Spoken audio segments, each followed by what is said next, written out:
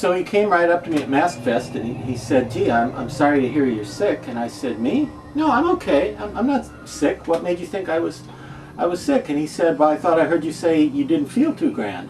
And I said, oh yeah, well, a guy came up to me and wanted to sell me a mask for $2,000. And I put my hand in my pocket where my wallet is and I said, I don't feel too grand.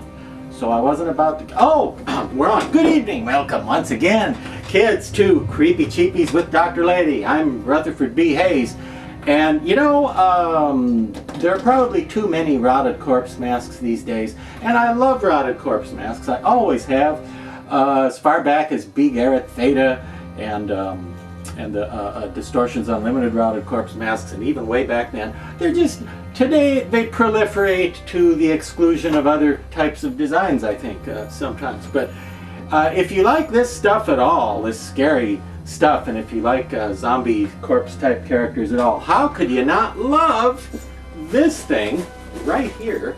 This is called Theater Jack. What? Okay, slow down. It's called Theater Jack because it's based on a scene from the movie American Werewolf in London from 1981, I think, which takes place in a theater. And Jack is the name of this corpse, and in the movie, each time you see him, he's progressively more rotted and decayed. By the way, he decays like 30 years worth in 2 days in the context of the movie, but I guess ghosts and supernatural entities of evil can do that at will, perhaps. But at the scene in the theater, this is what he looks like, Jack the zombie. Now this great mask came out in time for Halloween of 2016 from Trick or Treat Studios, and I think it's one of the nicer ones of the year. Okay, can you see that detailing? This is pretty amazing. He sells for $70 to $80, somewhere in there, which is not cheaper than dirt. Yeah, I said dirt. Cheaper than grave dirt. But the paint job on this guy is pretty detailed, all right? Pretty elaborate, multicolored, very, you know, done with a certain degree of neatness and precision. And he's got all this hair, which I wish the hair came forward a little more, and I wish it was a little straighter, but it's rooted, it's sewn in, so that it's not going to fall out or come off or come unglued. So even if you wear this at the haunted house and run around terrorizing people at Halloween in it, the hair won't come off because it's rooted, it's sewn in, you see. Now his eye hole here is cut out, and I just have a piece of black felt in there for the video, just to make it look lovely and charming and pretty. Yeah, anyway, got this really shiny, glossy, wet looking eye going on, and got all this nice, wet, slimy, goopy, you know, exposed tendons and muscles and teeth and rotted flesh, and it's a really great effect. Sculpted, I believe, by a human called Mikey Rotella.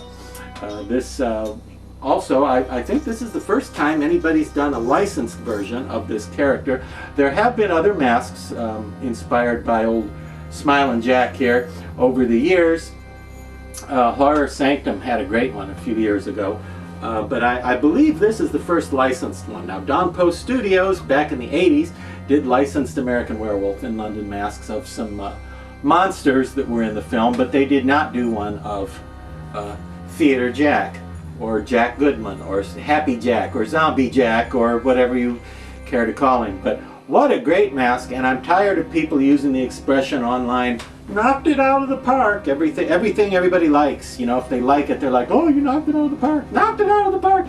You know, we need to stop saying that because it's overused. However, in this case, it's kind of hard to think of another way to describe Mikey Rotella's sculpture than to say, you knocked it out of the park, because it's a really good sculpture, and it looks just like in the movie, and in a way, it's even better than what's in the movie, because in the movie, he's basically a joke. He's goofy rather than scary.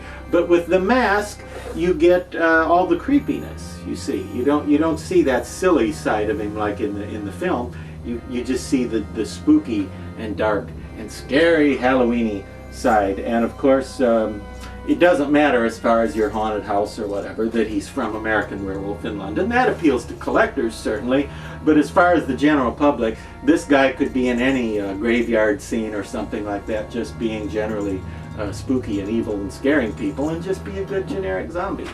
Nice full neck, very generous bib here that you could work into your costume. Does have a slit up the back, but you kind of can't get around it in the case of a smaller head like a rotted corpse. You know, you want it to be a little bit small. You don't even have a giant neck. So great mask, superbly detailed, and again from Trick or Treat Studios, the 2016 lineup.